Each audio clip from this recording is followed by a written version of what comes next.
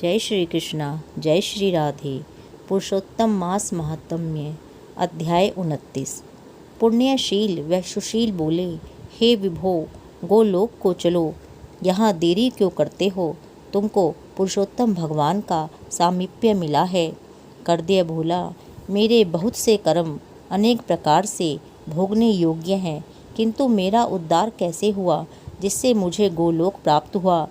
जितनी वर्षा की धाराएं हैं, जितने तृण हैं, पृथ्वी पर जितने धूल के कण हैं, आकाश में जितनी ताराएं हैं, उतने ही मेरे पाप हैं। मैंने यह सुंदर तथा मनोहर शरीर कैसे प्राप्त किया? हे हरि भगवान के प्रिय, मुझे इसका कारण बताइए। श्री नारायण बोले, कर्दय के इस प्रकार वाणी को कहने पर हरि के दूतों ने कहा, अहो आश्चर्य है, हे देव, आपने इस पद की प्राप्ति का कारण महान साधन कैसे नहीं जाना? हे प्रभो, सब में उत्तमोत्तम विष्णु का प्रिय महान पुण्य फल देने वाला पुरुषोत्तम नाम से प्रसिद्ध मास आपने क्यों नहीं जाना? उस पुरुषोत्तम मास में देवताओं से भी न होने वाला तप आपने किया है। हे महाराज, वन में वानर शरीर से अज्ञान में वह तप हुआ है। मुख रोग के कारण अज्ञान से अनाहार ही व्रत हुआ है, और आपने बंदरपने की चंचलता वश वृक्ष से फलों को तोड़कर पृथ्वी पर फेंका। उन फलों से दूसरे मनुष्य तृप्त हुए। अंतःकरण में विशेष दुखी होने से पानी भी आपने नहीं पिया। इस तरह श्री पुरुषोत्तम मास में अज्ञानवश ही तुमसे तीव्र तप हो गया। हे अनज्ञ, फलों के फेंकने से परोपकार भी हो गया। वन में घूमते घूमते शीत, वायु, घाम को आपने सहन किया और श्रेष्ठ तीर्थ में, सुंदर महातीर्थ में 5 दिन तक गोता लगाया, जिससे श्री पुरुषोत्तम मास में आपको स्नान का पुण्य प्राप्त हो गया। इस प्रकार आप रोगी से बड़ा ही उत्तम तप हो गया, सो यह सब सफल हुआ।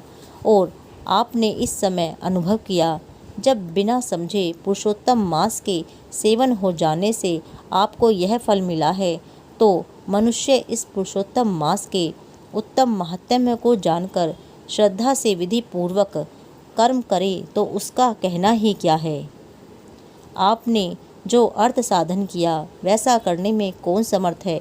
पुरुषोत्तम भगवान को और कोई वस्तु प्रीति देने वाली नहीं है। इस भरतखंड में अति दुर्लभ मनुष्य योनि में जन्म लेकर जो पुरुषोत्तम भगवान की सेवा करते हैं, जिस पुरुषोत्तम मास में एक भी उपवास करने से मनुष्य पाप पुंज से छूट जाता है, वहाँ आपने महीनों उपवास किया। इस उग्र तपस्या का फल भला कहाँ जाएगा? इस मास के समान वे प्राणी धन्य और कृतकृत्य हैं। वे सदा भाग्यवान, पुण्य कर्म के करने वाले पवित्र हैं, और उनका जन्म सफल है, जिनका सबसे उत्तम पुरुषोत्तम मास स्नान, दान और जप से व्यतीत हुआ है।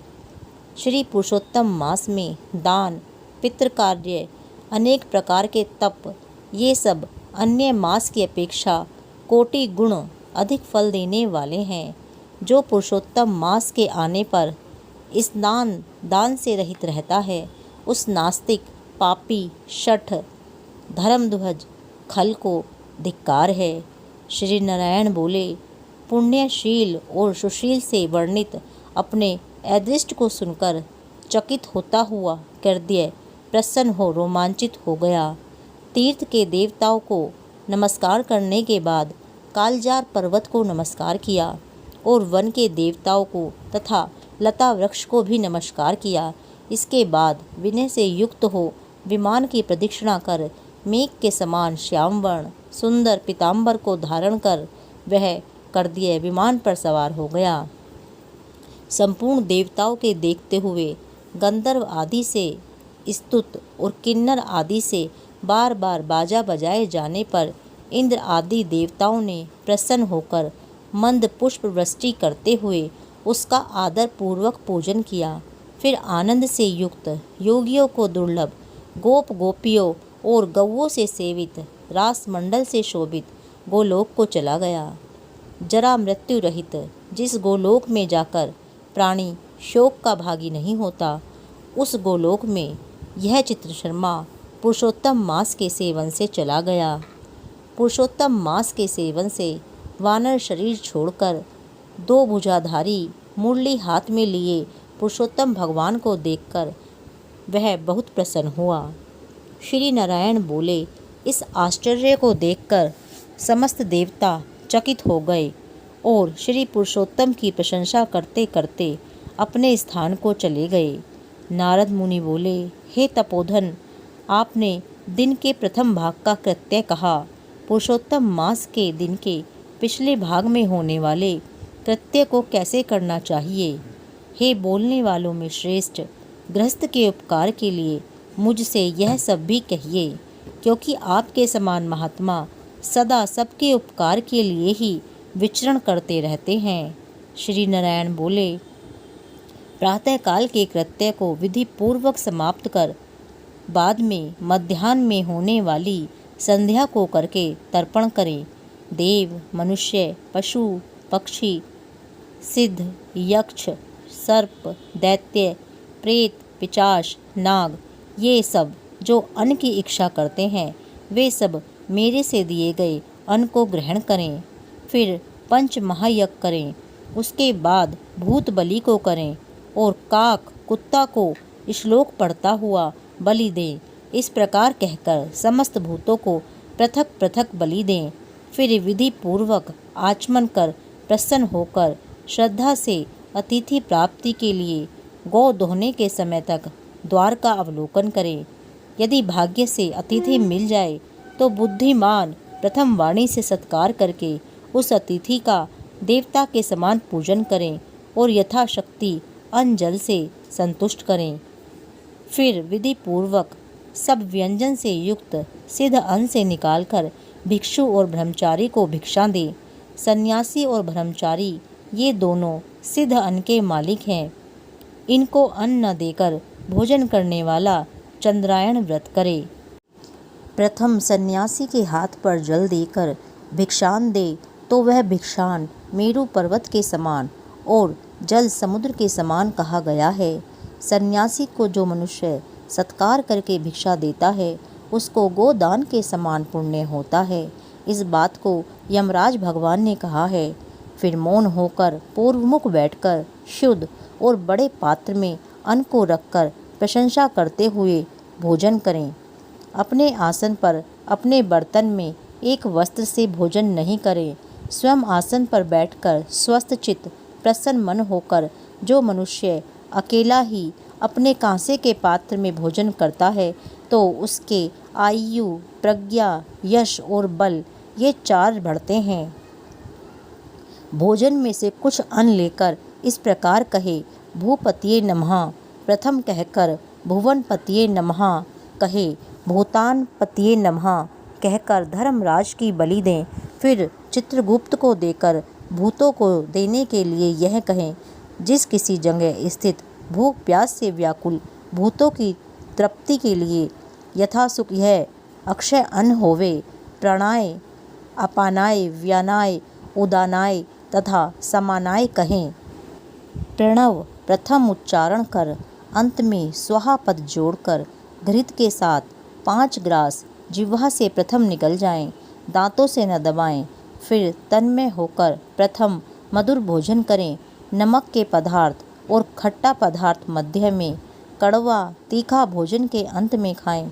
पुरुष प्रथम द्रव पदार्थ भोजन करे, मध्य में कठिन पदार्थ भोजन करे, अंत में पुनः पतला पदार्थ भोजन करे तो बल और आरोग्य से रहित नहीं होता। मुनि को 8 ग्रास भोजन के लिए कहा गया है। वानप्रस्थाश्रमी को 16 ग्रास भोजन के लिए कहा है। गृहस्थाश्रमी को 32 ग्रास भोजन कहा है और ब्रह्मचारी को अपरिमित ग्रास भोजन के लिए कहा है। द्विज को शास्त्र के विरुद्ध भक्ष्य, भोज्य आदि पदार्थों को नहीं खाना चाहिए। शुष्क और बासी पदार्थ को विद्वानों ने खाने के अयोग्य बतलाया है। घृत, दूध को छोड़कर अन्य वस्तु सशेष भोजन करें। भोजन के बाद उस शेष को उंगलियों के अग्र भाग में रखकर अंजलि जल से पूर्ण करें, उसका आधा जल पी जाएं और उंगलियों के अग्रभाग में स्थित शेष को पृथ्वी में देकर ऊपर से अंजलि का शेष आधा जल। ऐसा न करने से ब्राह्मण पाप का भागी होता है और फिर प्रायश्चित करने से शुद्ध होता है। अब इस प्रकार बोले, रौरव नरक में पीप के गड्ढे में पदम अर्बुद वर्ष तक वास करने वाले तथा इच्छा करने वाले के लिए मेरा दिया हुआ यह जल अक्षय हुआ प्राप्त हो। इस प्रकार जल से सिंचन कर दांतों को शुद्ध करें। आचमन कर गीले हाथ से पात्र को कुछ हटाकर उस भोजन स्थान से उठकर बाहर बैठकर स्वस्थ होकर मिट्टी और जल से मुख हाथ को शुद्ध कर सोहले कुल्ला कर शुद्ध हो सुख से आसन पर बैठ जाएं और हाथ से उदर को स्पर्श करते हुए इस प्रकार बोलें, अगस्त्य, कुंभकर्ण, शनि, बड़वानल और पंचम भीम को आहार के परिपाक के लिए स्मरण करें। जिसने आतापी को मारा और वातापी को भी मार डाला, समुद्र का शोषण किया, वह अगस्त्य मेरे ऊपर प्रसन्न हो। इसके बाद प्रसन्न मन से श्री कृष्ण देव का स्मरण करें। फिर आचमन कर तांबूल भक्षण करें। भोजन करके बैठकर परब्रह्म श्री कृष्ण का उत्तम मार्ग के अविरोधी उत्तम शास्त्रों के विनोद से विचार करें। बुद्धिमान अध्यात्म विद्या का श्रवण करे। सर्वथा आजीविका से हीन मनुष्य भी एक मुहूर्त स्वस्थ मन होकर श्रवण करे।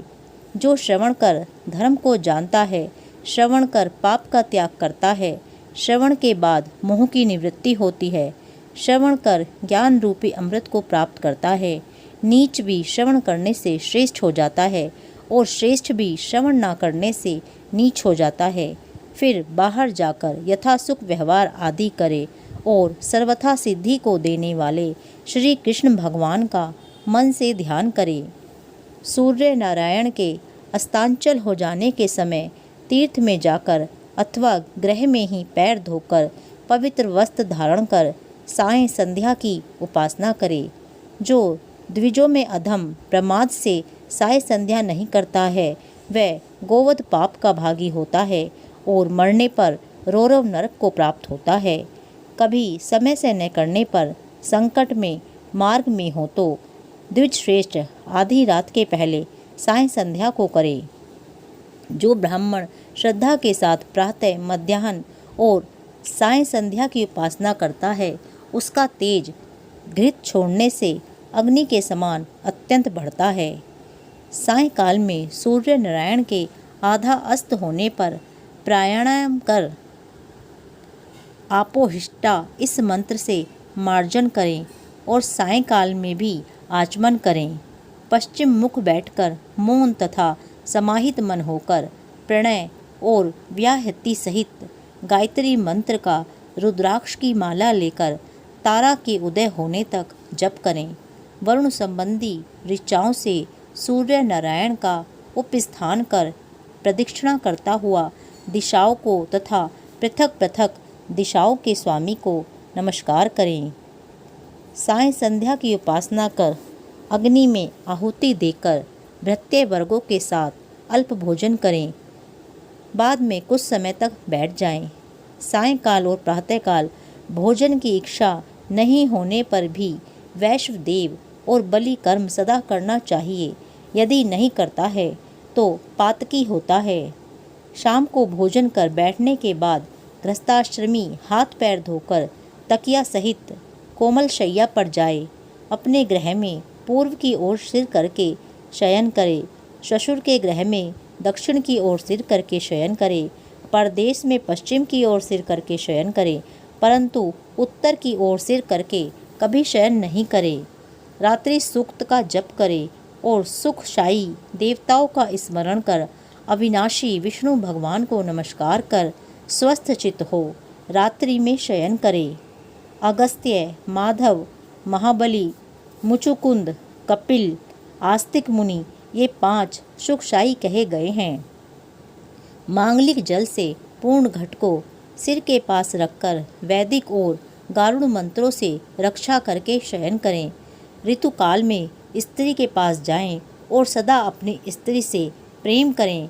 रति की कामना से पर्व को छोड़कर अपनी स्त्री के पास जाए, प्रदोष और प्रदोष के पिछले प्रहर में वेदाभ्यास करके समय व्यतीत करे, फिर दोपहर शयन करने वाला ब्रह्मतुल्य होने के योग्य होता है। यह सब प्रतिदिन के समस्त कृत्य समुदाय को कहे गए हैं। गृहस्थ आश्रमी भली भांति इसको करे, और यही गृहस्थ आश्रम का लक्षण है। अहिंसा, सत्य वचन, समस्त प्राणी पर दया, शांति, यथाशक्ति दान करना गृहस्थ आश्रम का धर्म कहा गया है। पर स्त्री से भोग नहीं करना, अपनी धर्म पत्नी की रक्षा करना, बिना दी हुई वस्तु को नहीं लेना, शहद मांस को नहीं खाना, यह 5 प्रकार का धर्म बहुत शाखा वाला, सुख देने वाला है। शरीर से होने वाले धर्म को उत्तम प्राणियों को करना चाहिए। श्री नारायण बोले, संपूर्ण वेदों में कहा हुआ यह उत्तम चरित्र गृहस्थ आश्रम का लक्षण है।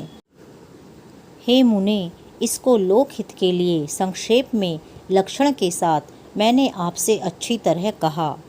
अध्याय 29 समाप्त। जय श्री कृष्णा, जय श्री राधे।